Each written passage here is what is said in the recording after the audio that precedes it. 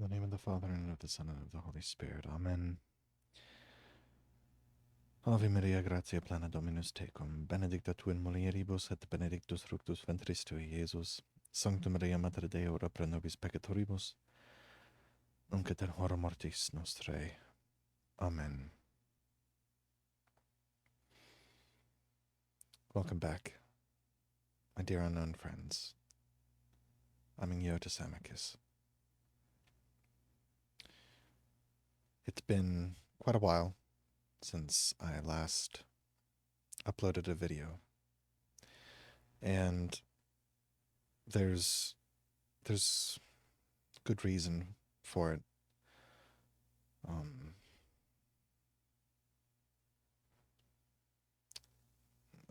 There's quite a somber reason for it.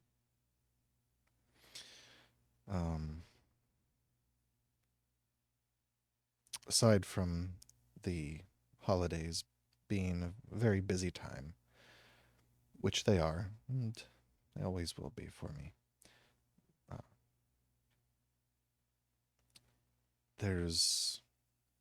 since the new year, there's been much going on.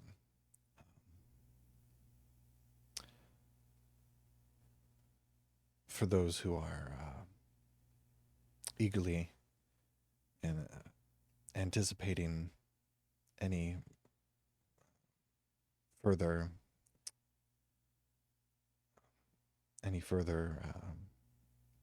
essays or parts of my essay on the St. Benedict medal, I do want to offer an apology.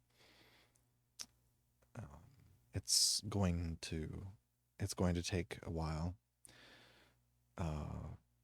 for future installments to be released, so I hope that the introduction that I have offered for all of you will be a good springboard with which you can take your own initiative and investigate further if you would like. I very well may have bit off more than I could chew, and perhaps all that is available to me will be the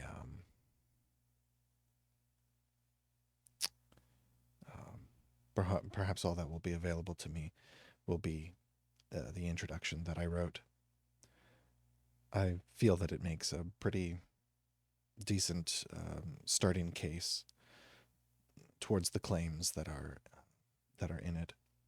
And if any of you have followed me on Facebook, you probably have you likely have seen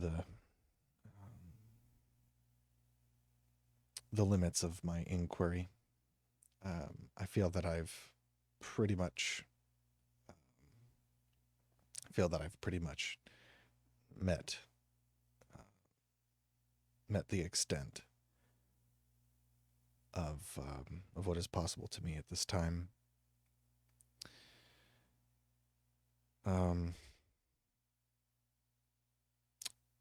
Elsewhere, I have had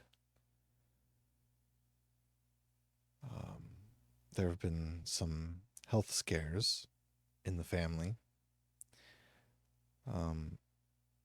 One of them is my mother.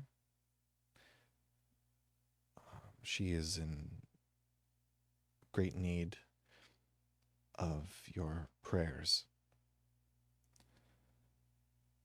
If any of you out there watching or listening feel that you could include her name or include what you know of her in your mass intentions, that would be much appreciated. She was just recently diagnosed with stage 3 um, stage 3 melanoma in her right arm, and it has spread all through that arm. Um, as far as we know, it has not yet spread anywhere else, and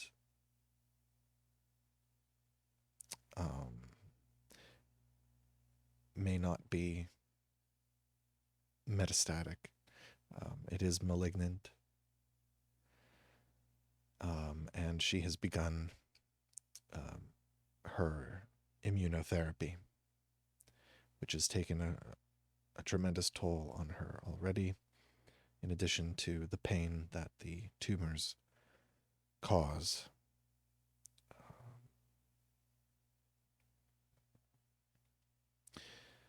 As for other health concerns elsewhere, I am currently experiencing one for myself. I am in a very I'm currently in the dark as to what is happening, but I can tell you that I have an appointment with my primary care physician coming up soon, and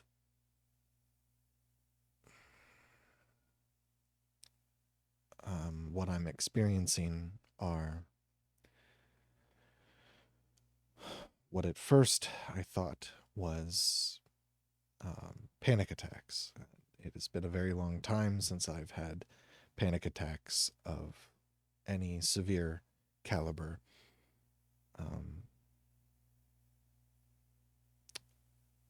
Unfortunately, the means, methods, and medications with which I have available to me have not alleviated the symptoms that I'm experiencing. I'm experiencing tremendous chest pain, and it's left-sided chest pain.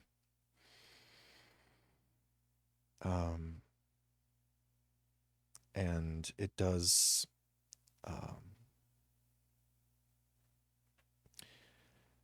present with sensations in my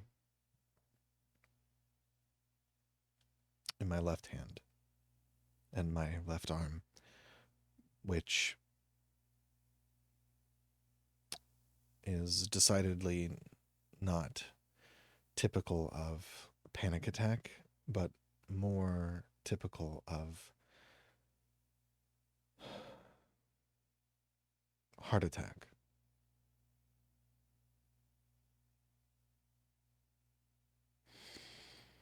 I don't know if this is because of I don't know if this is because of certain safe and effective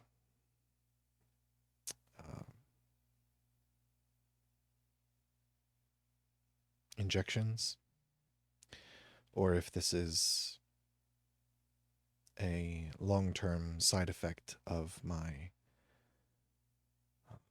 bout with COVID that I had this past July, which was not actually terrible. My symptoms were quite mild, and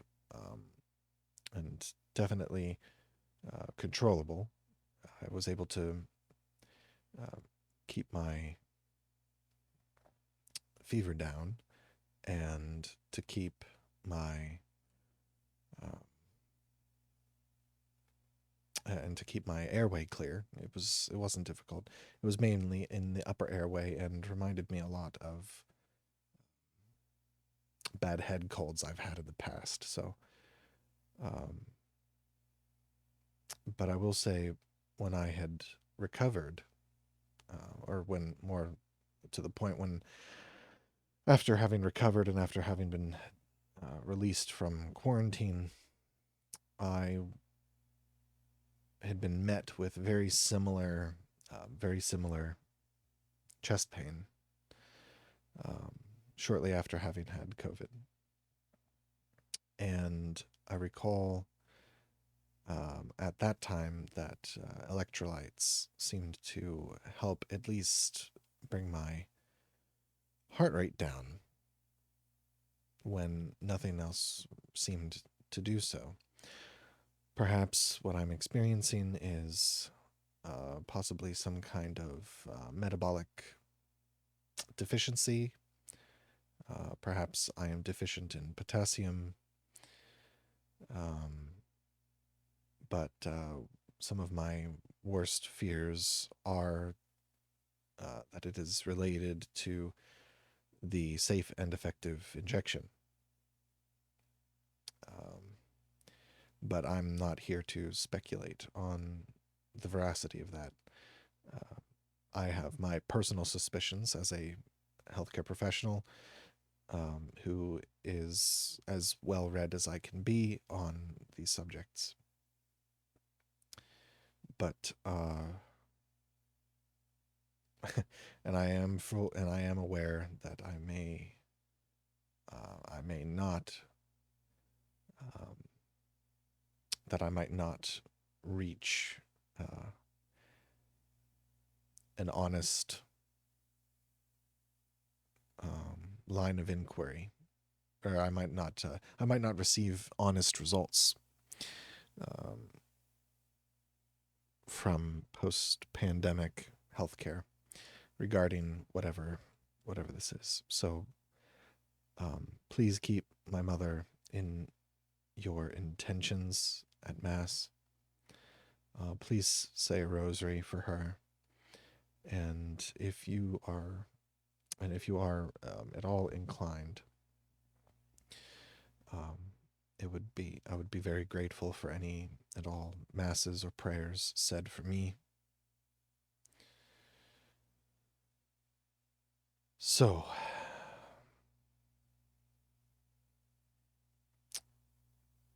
let's see.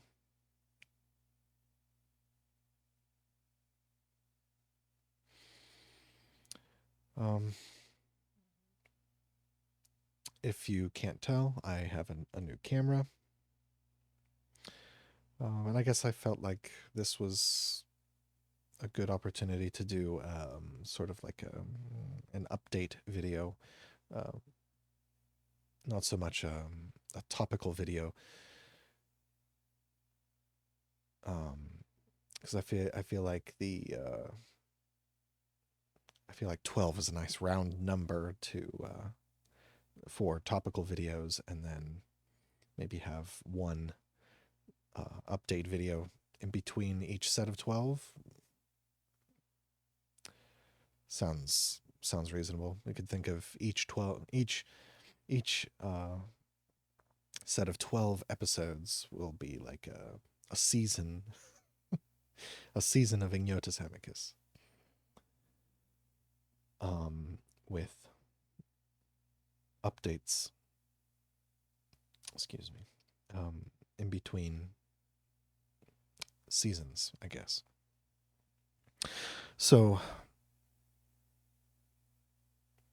perhaps in this update I can talk about a few things. I don't want to make this too terribly long.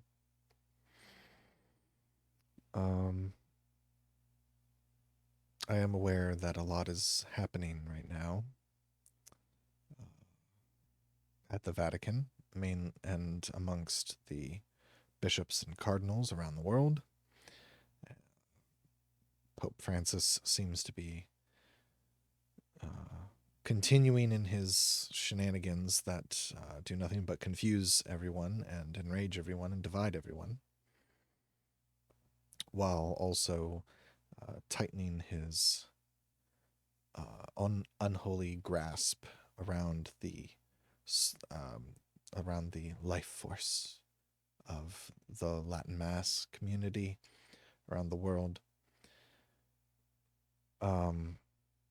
I find it odd that he hasn't gotten it through his thick skull yet that if he were to just uphold church teaching, if he were to just uphold Summorum Pontificum, if he were to just allow Latin Mass communities to exist and support seminaries that train priests in the old rite, he wouldn't have the pushback. And I really don't understand. I really don't understand. And while I am entertained by some of the theories, and some of the possibly not so let me rephrase this. While I am entertained by some of the conspiracy theories and the not so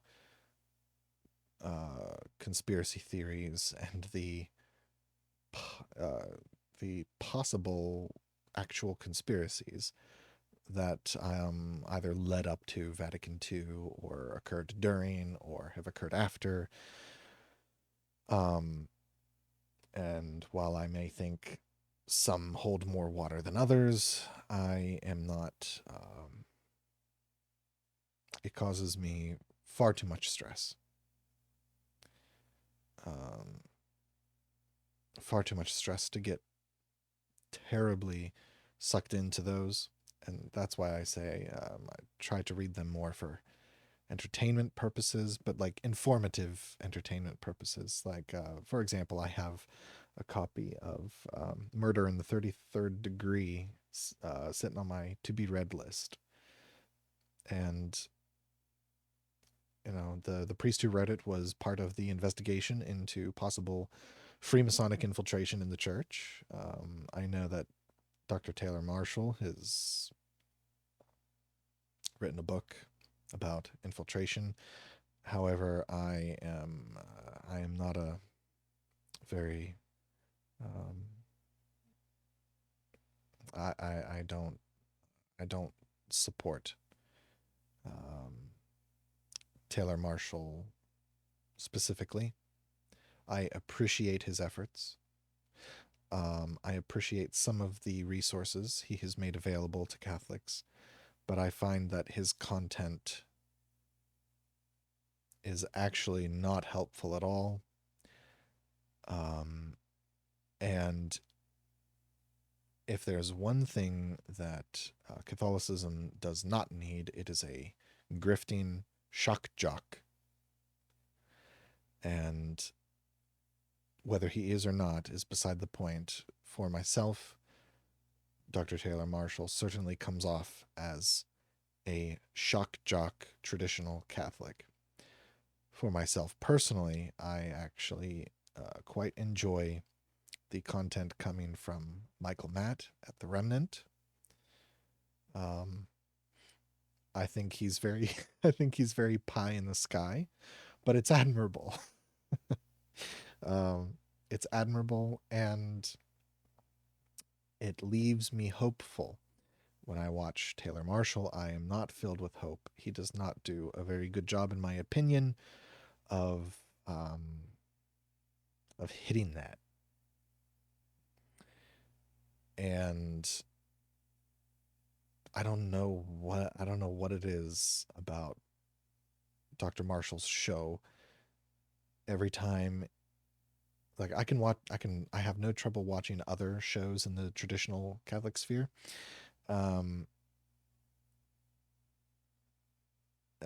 especially whenever they decide they want to pray Latin. But I don't know what it is. It's when Dr. Marshall does his prayer in Latin at the start of his show, it something about it just comes off as very disingenuous. It sounds cringe. I cringe. Um, I can't explain it. And again, I have no ill will against Dr. Marshall. I'm happy that he came into the church, and I am happy that he spent his time on this earth studying the theology of one of Catholicism's greatest theologians. It's very important, and it's an accomplishment, and I can't take that away from him. But he is not. Um, he is not a constructive presence in Catholic, in traditional Catholic internet culture. I would gladly go to a prayer rally and say a rosary beside him, no problem. I would gladly kneel at the altar rail beside him and receive Holy Communion with him. But I do not support his internet efforts. And I don't know why I went off on that tangent. um, so, yes, and I am also aware of the rumors surrounding the surrounding traditional Catholics being placed on the FBI watch list. I would say traditional Catholics are I would say traditional Catholics around the world are actually on the CIA's watch list and the NSA's watch list rather than the FBI. Because, as we know, Catholicism is universal, it's international, it's all over the world, and the traditional vein of Catholicism is very much international. But it is kind of concerning to hear these things. I can't say that I am surprised. What can be so surprising about traditional Catholics being on the FBI's watch list with an apostate Catholic president in the White House? I do worry, especially as of the recording of this video. A pipe bomb, an 18-inch pipe bomb, was discovered behind a Catholic church near a railway that goes through Philadelphia, Pennsylvania. And while part of me wants to believe that that it was some saboteur who may be more atheistic, materialistic, with some strong Marxist bent, placing that, along with, possibly someone who is involved with whatever group has been organizing the takedown of electric grids that we've seen over the past few months. But the other part of me can absolutely see a scenario where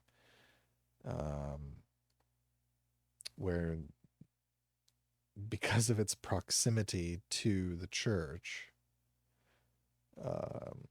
that the FBI could come out in a press release and say something along the lines of, oh, we found it near a Catholic church.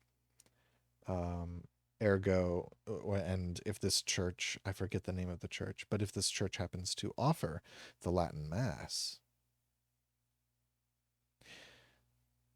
well, then the FBI can come out and say, oh, well, you clearly a radical traditional Catholic has placed this bomb because of its proximity to the church. You know, what better time for him to place the device than uh, after mass when everyone is mingling. Another possible scenario I can think of is that this church in particular may possibly have banned um, the Latin Mass from being celebrated, um, and that the bomb was placed on near the rails by this church for the purpose of derailing the train into the church, thereby destroying the church as an act of retaliation against Pope Francis's continual constricture of the availability of the Latin Mass for the laity across the world. Either way, either one of those scenarios are of great benefit to the current presidential regime in this country,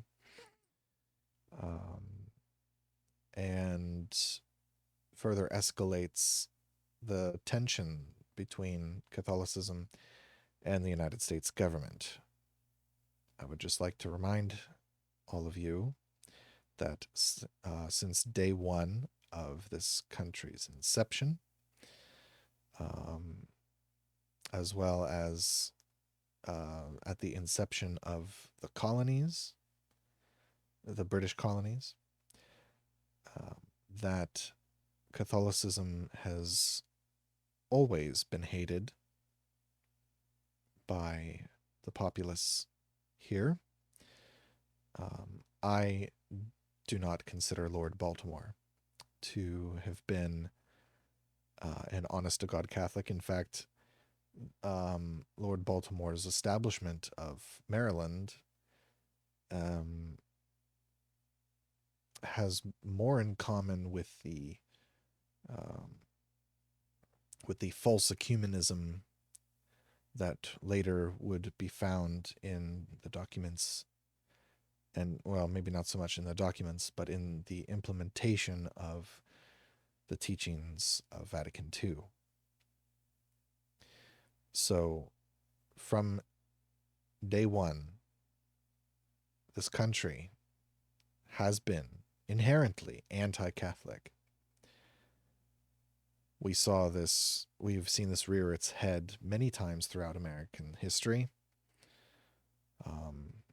especially with the influx of Irish and Italian immigrants and the terrible racism against those two groups. And then we would see this rise again during JFK's run for the presidency. He was, in fact, I've watched the video of the hearings that they brought him to, asking him about whether he allied himself with the Vatican or with the United States. And to be honest, I personally find JFK to be quite the lax Catholic. Certainly set the standard. Golly gee, I want the job of president so bad. I better tell them that yeah, I'm not at all allied with the Vatican. I'm going to do my own thing. I was like, oh, okay. Sure, friend. Sure, friend. So yeah, there's a lot happening. Also, I am not sure what the next subject and what the next topics I might cover will be. I've already kind of laid out. I've already laid out my main argument for Sophiergy and what it is, and how it is absolutely 100% compatible with the doctrinal, uh, dogmatic, theological, and moral teachings of the Catholic Church. There are You just open up Butler's Lives of the Saints, and any and all of them that have performed any kind of miracle, especially in any seemingly formulaic way, especially in Hildegard von Bingen's case, along with a few others, and along with the examples in the books of Acts, or the book of Acts, and many scenes from the Gospel. It is quite clear to me that Sophiergy, as I have laid it out and described it to the best of my ability, is 100% compatible with the teachings of the Catholic Church.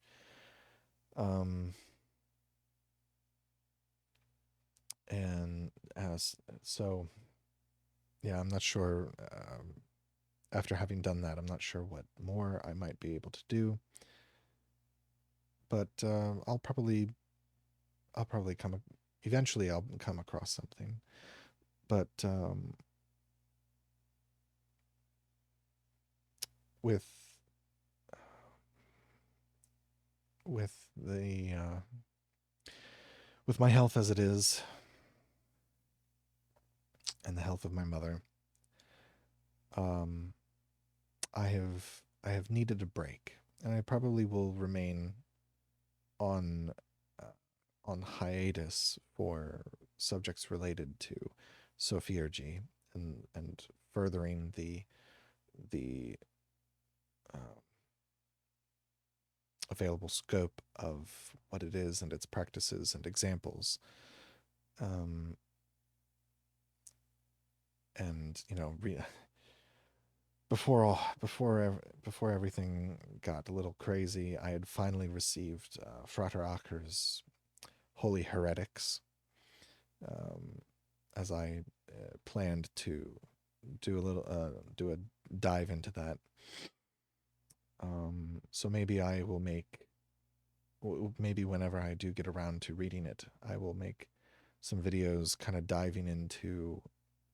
um, diving into what from it is indeed true and useful uh, for the purposes of Sophiergy, and fishing out what is detrimental, and heretical. um, it's From what I understand, it is an attempt to synthesize the disparate writings of Paracelsus into a method of practice where medicine and spirituality converge, which sounds um, very reminiscent of what Hildegard von Bingen seemed to be doing with the Physica. So we'll see. I got to get around to reading it. I stopped reading the biography on Valentin Tomberg. I have numerous issues with it. One of the major ones that I'll mention here is it's it it is a blatant attempt to how to describe it.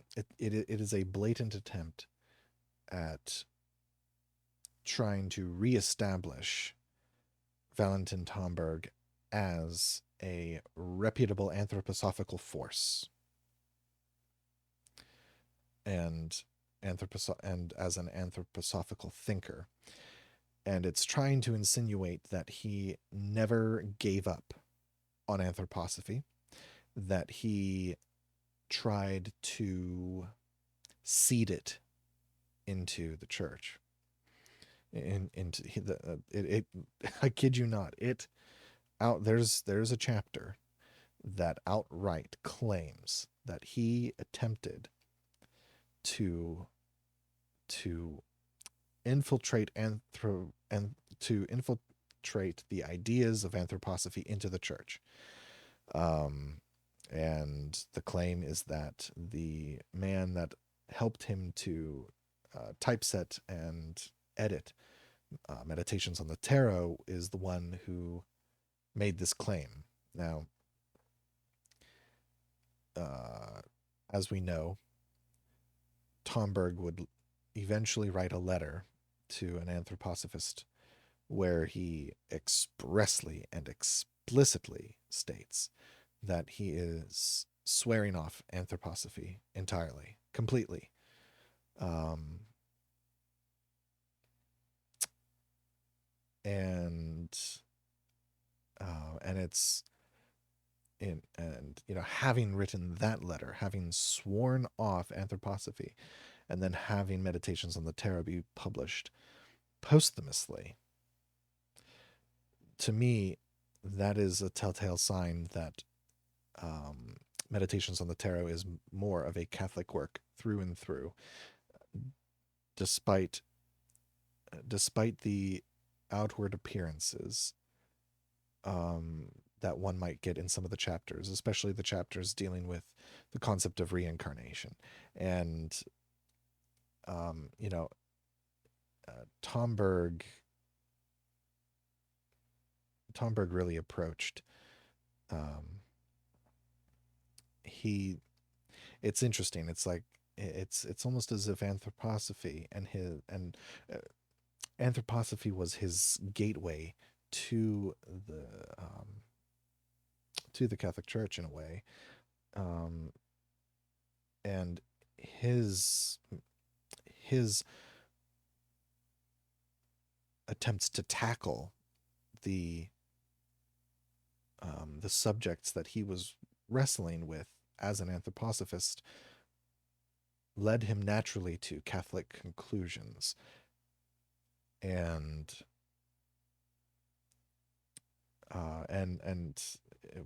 which led him to becoming Catholic. And since this biography I flipped through, and it does not mention, it doesn't even quote the letter he sent where he swore off everything he did under anthroposophy. So it is called, what is it called here? I have it right here. It is called Valentin Tomberg and the Ecclesia Universalis, a biography by Harry Salmon. Avoid it like the plague.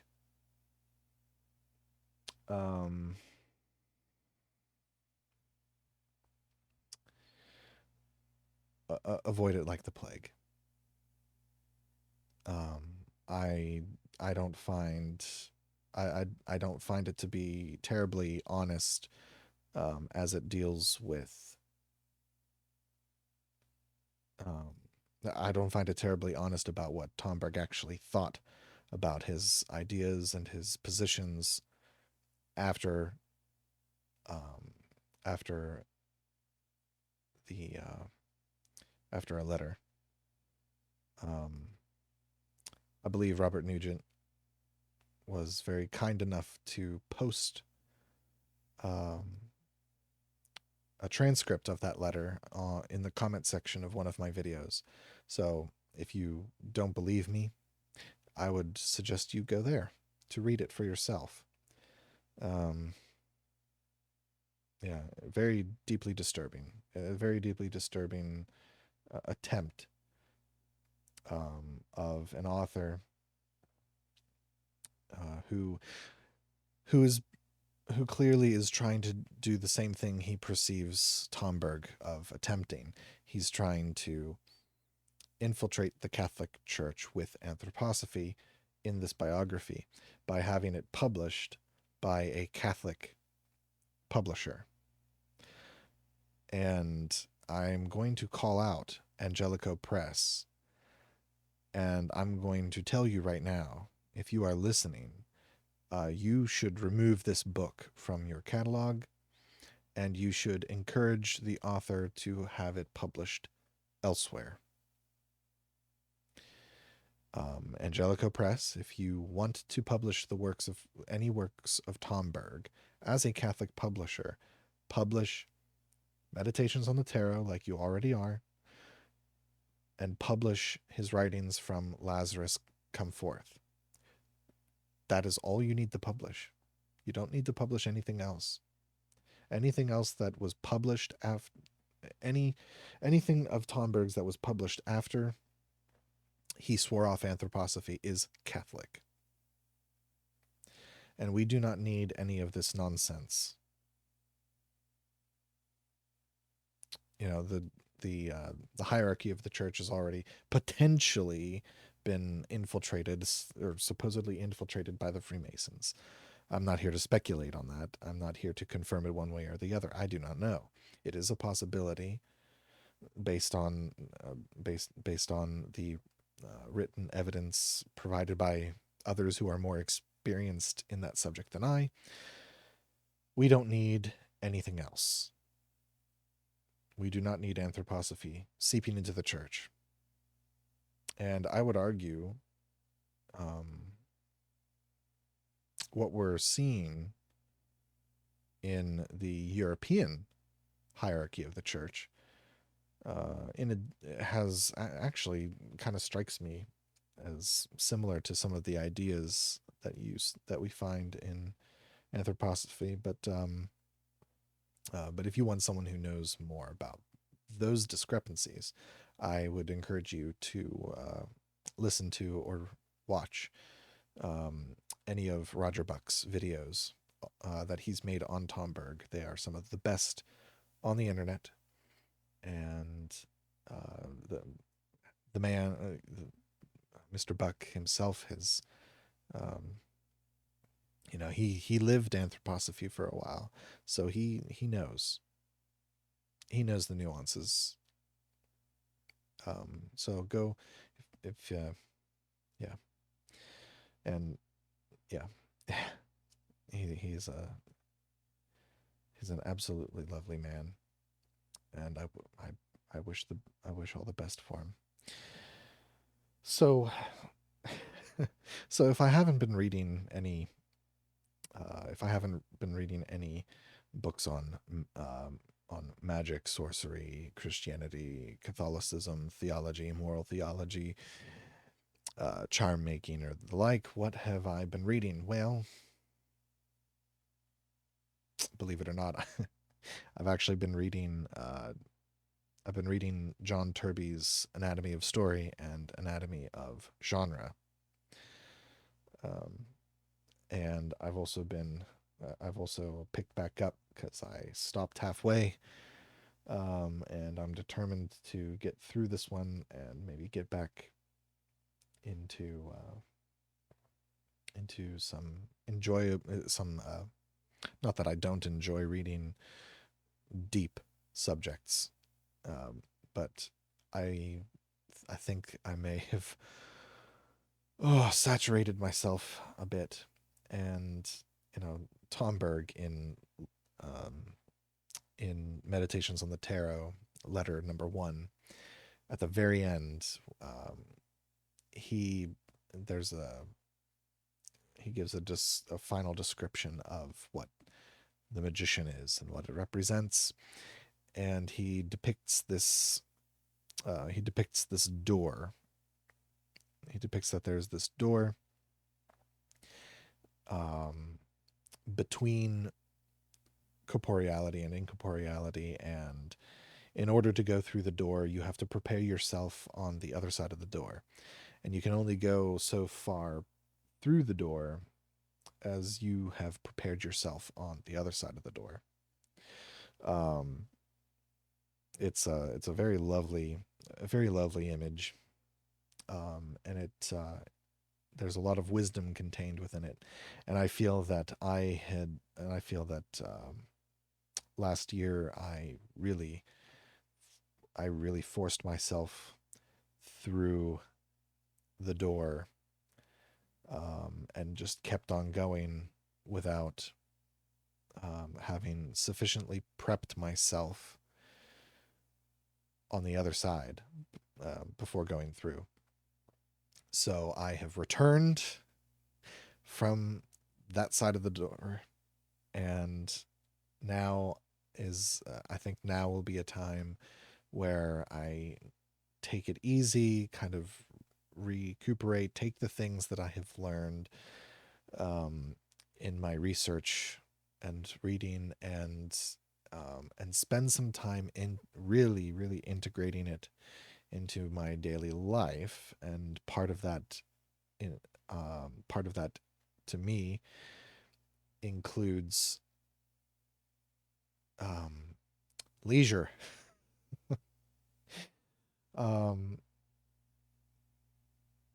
so, as part of my efforts to enjoy my time alive with everything that I have learned, I've returned to one of my all time favorite pastimes, and the pastime that turned me into a, a collector of books and an avid bookworm, and that is reading science fiction and fantasy novels.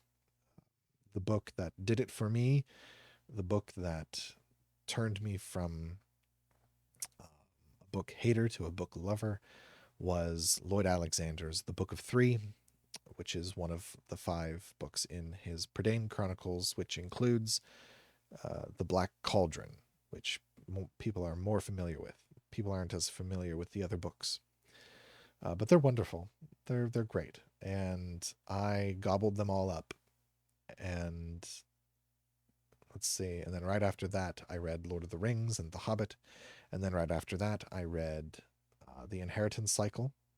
I remember I remember my mother bringing me home the first edition of Aragon, and I loved that book.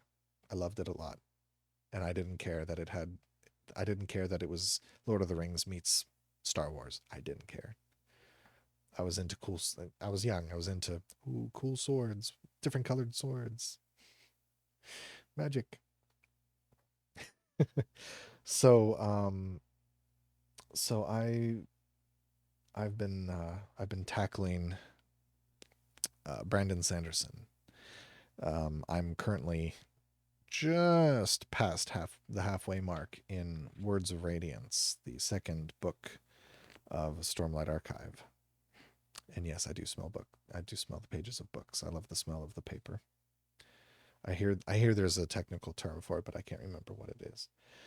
So I'm tackling reading that, and then I plan on reading Lord Fowl's Bane, which is the first of the Thomas Covenant books, because I've been stricken with a lovely little story idea, and I want to get back into oh, the enjoyment of escaping, yet not really escaping, because yeah, you one can read science fiction and fantasy as pure escapism. They certainly can, but you know, and I'm sure Jordan Peterson would probably agree. You can't outrun archetypes, and archetypes are just embedded in human psychology and in our daily lives and in our culture, that it doesn't matter what you read, it doesn't matter how escapist it may presumably be on the surface, but you ultimately cannot run away from the realities that are from the realities of the archetypes depicted in fantasy and science fiction. So, um, so yes, I have this idea of and part of this idea was actually inspired by um, the section of the transcripts from Joan of Arc's trial, where they were trying to make her out to be a witch by getting her to admit that she believed in fairies. And she very well may have. The way she talks about this little grove of trees near her village, it makes it sound like it was self evident to her that there were fairies in there. And, for all we know, there are. Um, they, I, it's kind of hard to fathom that there's a hard line between between the corporeal and the incorporeal. Um, as we know, angels have appeared and have interacted in a corporeal fashion with the world, with the corporeal world, and so you know, uh, I'd have to reread some of Hildegard von Bingen, but it seemed that she wasn't at all 100% convinced that that anything that wasn't an angel was automatically a demon, or automatically diabolical and from hell. Um, and you know, 70% of the oceans are still unexplored. We have no idea what's out there. We have no idea of its place in the spectrum of corporeality and incorporeality. So, um, but I have this idea for a story inspired by Joan of Arc's recounting of a local village legend from ours, about this grove of this little grove, that it was um, that there was a fairy realm in the grove, and that the queen of that fairy realm was the Blessed Virgin. And um, and so I just suddenly got this idea. I was like, oh, well, what if one enters the grove and all of a sudden finds themselves in an infinite realm, a realm without end, an endless realm, um, that was originally ruled by the Fae, and the humans that got stuck there would procreate and grow and form their own cultures. Um, and some of the Fae are okay with that, some of the Fae are not okay with that. And various groups of Fae have their own methods for dealing with the human problem. And the Fae that are diametrically opposed to humanity are, it's like their fall. Um, they were tasked originally by the Queen of Heaven and Earth to um, be kind to her children, and some were, and some refused to be. But due to the phase, due to the existence on the hierarchy of beings that the Fae occupy in this setting, they themselves don't fall in the sense that they become ugly and distorted. No, they just instead ally themselves with demons, and many of their kings are actually demons. So yes, Oberon will be a demon in this story. He'll be the Dark Lord. and maybe there will be a nation of Fae that's ruled by Beelzebub. Um, and perhaps in the endless realm, um, angels and demons appear more corporeally than they would um, if we were to encounter them in our world. You know, sort of have the endless realm kind of be this bridge between corporeality and incorporeality, and so magic is more effective and more fantastical and all these other fun things. Um, and I also from a world building perspective was kind of toying with this idea. I was like, oh, so what if some group of humans that got trapped in the endless realm were Christian and deeply faithful Christians that kept the faith, that kept the Catholic faith? What would Catholicism look like in a realm that no longer has access the to the Pope? How would how would they how would that church be how would that branch of the church be governed? Would it be governed by the angels, now that the angels are more closer to corporeality in this realm than in the real world? Not sure. I'm still working that out. Um, but underlying the underlying plot is a father from the real world had lost his two sons. They went missing, and they've been missing for a while. So they've been missing long enough that they have buried empty caskets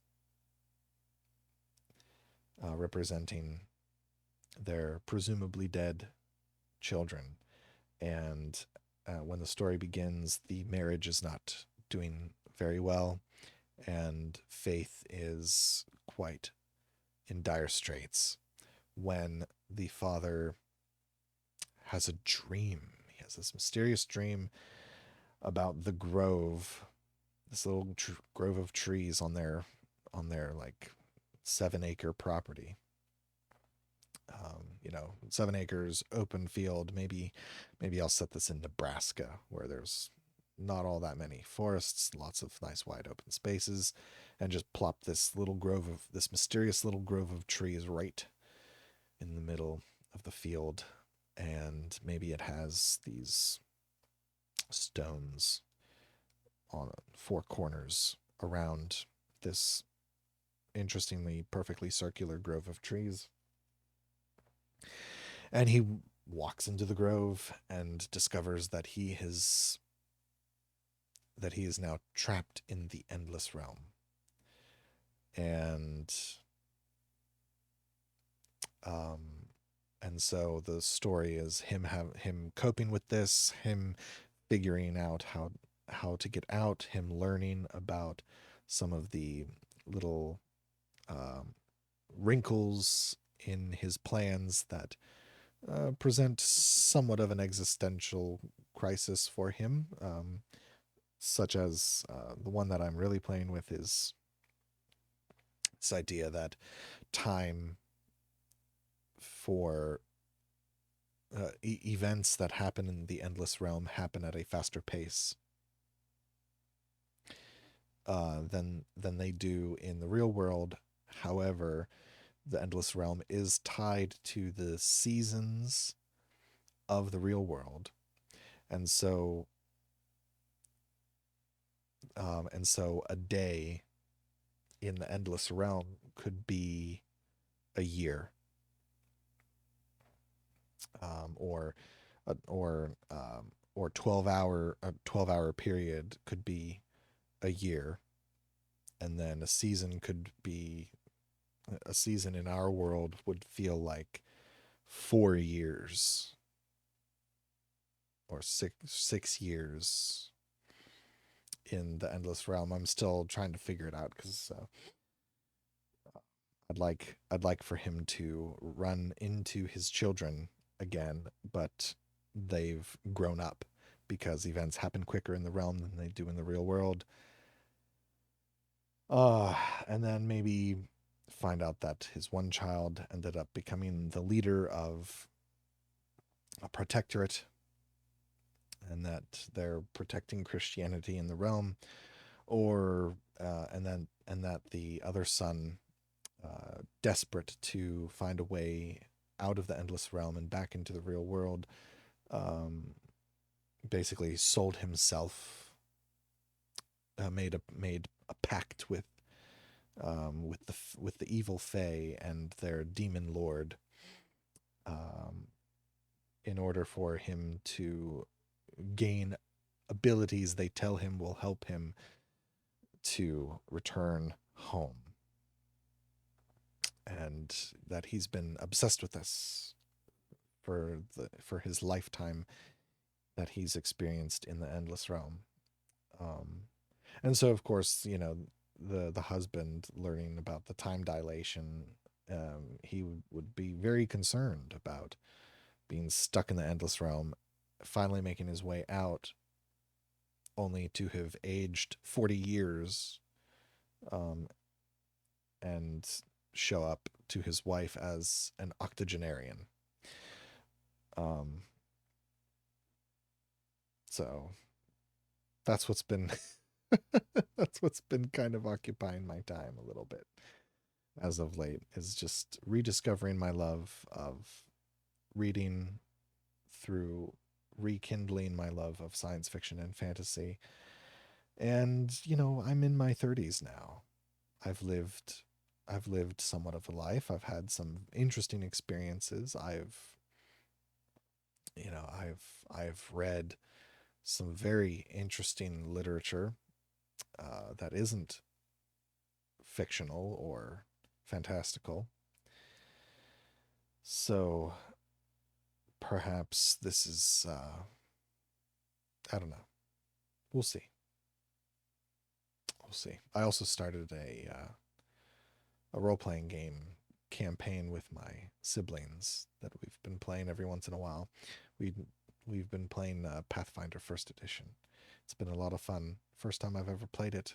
First time I'm ever GMing, um, for a group. Up to now, I've been kind of doing the whole solo role playing game thing. So now you know that Ignotus Amicus is hella nerdy, and I don't and I don't know what that bodes for me or for this channel in your eyes. But anyhow, so hopefully my next upload will actually be something topical related to things, um more to things more pertinent to Sophiergy.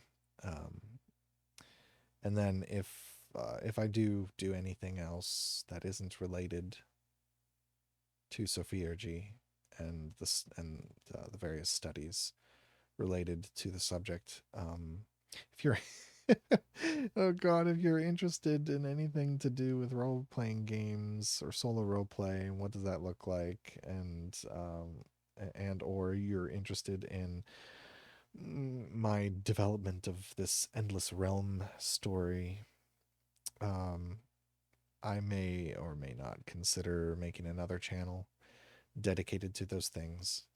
Um, but I need to come up with a pen name other than Ignotus Amicus. I'll probably use a different spelling of my legal first name, and I'll use my patron saint as my last name, which would be good. So it's John Alphonsus. That actually that actually kind of sounds like a fantasy author's name, to be honest. John Alphonsus, or I could do like J.D. Alphonsus, something like that. Uh, well, I know that this was a very different this was a very different video from the ones y'all are used to.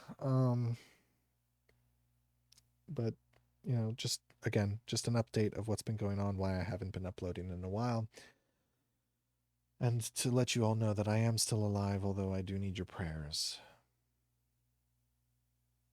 There have been a few times during this recording that I have had a few small shoots of pain,